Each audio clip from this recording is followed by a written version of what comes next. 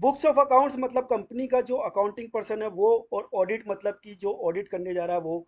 जब तक आपस में सिंक नहीं होंगे आपका finalisation of books of accounts और ऑडिट प्रॉपर नहीं हो पाएगी। फ्रेंड्स, एज ए ऑडिटर जब आप ऑडिट करने जा रहे हैं या अकाउंटिंग पर्सन जब आप ऑडिट करवाने जा रहे हैं, तो सबसे पहले एक बेसिक चीज आपको हमेशा ध्यान रखनी है। जो लास्ट ईयर के क्लोजिंग बैलेंस है बैलेंस शीट के, वो इस ईयर के ओपनिंग बैलेंस बनने चाहिए, और जो लास्ट ईयर में जो प्रॉफिट एंड लॉस आया है वो अप्रोप्रिएट लेजर में ट्रांसफर होना चाहिए।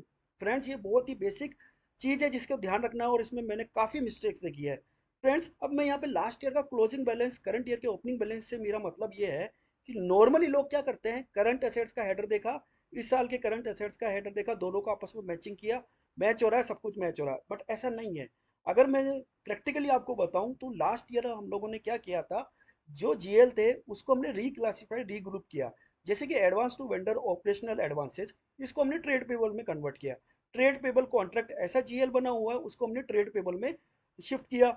Local store and spare and consumable trade payable ऐसे बना हुआ, उसको हमने ट्रेड पेबल में किया। अब यहाँ पर हुआ क्या कि जो ऑडिटर गया और जो अकाउंटिंग पर्सन किया उसने करंट लाइबिलिटीज का हेडर हेडर मैच कर लिया, लेकिन उसको पता ही नहीं है कि जो ये जीएल थे लास्ट ईयर के ये भी चेंज हो चुके हैं। अब यहाँ पर क्या होगा कि इस बार की अगर मैं बैलेंस शीट बनाऊंगा तो according to last year balance sheet ये सब ट्रेड पेबल के बाद पार्ट बनने चाहिए, लेकिन क्या होगा कि इस साल ये सब इंडिविजुअल जो है वो मेरे ट्रायल बैलेंस में आते रहेंगे और ओपनिंग बैलेंस क्लोजिंग बैलेंस होगा। तो फ्रेंड्स, इस तरीके के ईच एंड एवरी लेजर्स को आपको लास्ट ईयर का और करंट ईयर का ओपनिंग बैलेंस एक वी लुकअप लगा के करना है। यहाँ पर देखिए हुआ क्या कि जो एडवांस एम्प्लॉय को जो एडवांस दिया हुआ था वो ट्रेड पेबल में डाला हुआ था, हमने इसको रिक्लासिफाइड किया कि ये होना चाहिए एडवांस टू एम्प्लॉय, लेकिन अभी तक ये लेजर वैसे ही चल रहा है करंट ईयर में भी। तो इस तरीके से बैलेंस शीट जो लास्ट ईयर की और जो आपके अकाउंटिंग लेजर्स है वो मैच नहीं होंगे, तो इन पर बहुत ही आपको फोकस करना है। फ्रेंड्स, अब दूसरा चलते हैं सेल्स। एक सेल्स होती है जहां पर हमको नॉर्मली पता है कि इनवॉइस इशू हो गई, इसका मतलब वो मेरा सेल्स है। क्या यही सेल्स है? नहीं। इसका एक क्लासिक एग्जांपल देता हूँ, सिक्योरिटी डिपॉजिट। बड़े बड़े होटलों में होता क्या है कि जैसे जो वो रेंट पर अपनी शॉप्स वगैरह देते हैं, वहां पर वो मंथली रेंट चार्ज नहीं करते हैं। वहां पर क्या करते हैं, वो एक लमसम आपका सिक्योरिटी ले लेते हैं। तो इस केस में क्या हुआ था, इनिशियल एग्रीमेंट हुआ 5 करोड़ रुपए का, और जो ये सिक्योरिटी होती है ये भी रिफंडेबल होती है। इनका एक लॉक इन पीरियड होता है 5 ईयर का, या जो भी एग्रीमेंट में लिखा हुआ है। यहाँ पर 5 ईयर का था कि 5 ईयर के बाद में ये 5 करोड़ रुपए की जो सिक्योरिटी डिपॉजिट है रिफंडेबल हो जाएगी। बट क्या हुआ, अनफॉर्चुनेटली 3 साल खत्म होने के बाद ही ये कॉन्ट्रैक्ट कैंसिल हो गया। अब कॉन्ट्रैक्ट कैंसिल हो गया तो जो ओनर है उसने बोला कि मैं पूरा 5 करोड़ तो रिफंड नहीं करूंगा, मैं आपको 3 करोड़ रुपए रिफंड करता हूँ। जो टेनेंट था उसने भी एग्री कर लिया। अब क्या हुआ कि ये 2 करोड़ रुपए का जो अमाउंट है, यहाँ पर ये आपका इनकम बन गया है। दो ये सेल्स है, अदर इनकम है, that is a different thing, लेकिन ये आपका इनकम का पार्ट बन गया है। यहाँ पर कोई इन्वॉइस भी इश्यू नहीं हुई गलती से। और जीएसटी के अंदर बोलते हैं कि रिफंडेबल डिपॉजिट पे कोई भी जीएसटी एप्लीकेबल नहीं होगी, बट अगर नॉन रिफंडेबल डिपॉजिट है तो उस पर आपको जीएसटी भी पे करना पड़ेगा। तो नेचर ऑफ ट्रांजेक्शन आप देखिए और उसके बाद डिसाइड कीजिए कि वो सेल्स है या नहीं है। कोई इनवॉइस इश्यू नहीं हुई थी, 2 करोड़ रुपए का एक अमाउंट था, अपार्ट फ्रॉम दैट जीएसटी भी उस पर एप्लीकेबल हो रही थी। इसी तरीके से अगर मैं बोलूं कि कभी कभी डॉक्यूमेंट भी इशू हो जाता है तब भी वो सेल्स नहीं बनती है। कैसे?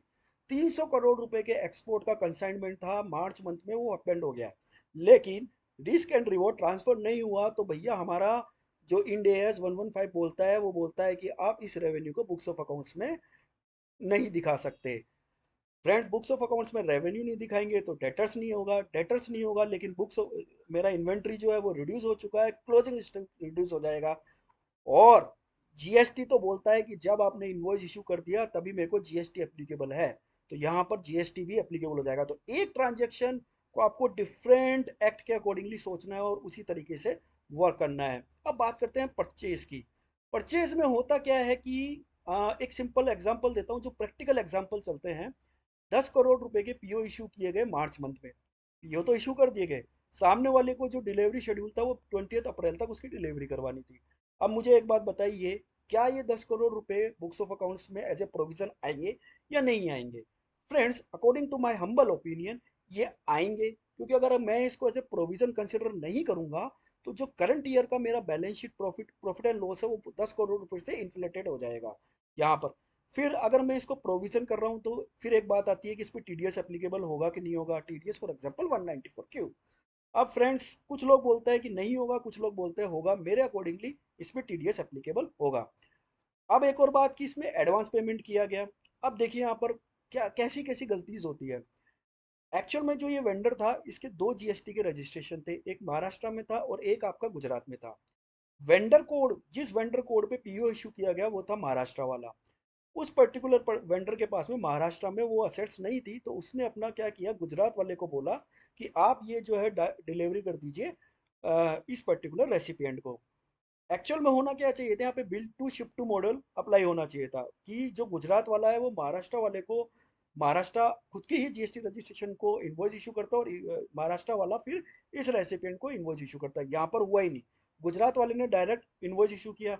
इन लोगों ने भी क्या किया कि गुजरात वाले से, गुजरात वाले का इनवॉइस तो ले लिया, बट बिकॉज वेंडर कोड, जिस वेंडर कोड पे पीओ इशू था उसी से इन्होंने एंट्री कर दी। अब हुआ क्या कि जब जीएसटी के अंदर 2A 2B में इनवॉइस रिफ्लेक्ट हुई तो गुजरात जीएसटीएन से रिफ्लेक्ट हुई, वेयरएज इन्होंने बुक किया हुआ था महाराष्ट्र जीएसटीएन से। इन्होंने क्या किया, एक्सेल पे मैचिंग कर दिया क्योंकि इनको पता था कि यार ये ऐसा है। बट जब स्कूटनी आई और ऑफिसर आए, जब उन्होंने इसके बारे में इंक्वायरी की, तो इनको काफ़ी जस्टिफिकेशन देना पड़ा। फ्रेंड्स, अगर परचेज साइड में आप क्रेडिटर चेक कर रहे हैं तो दो चीज़ें और ध्यान रखिए।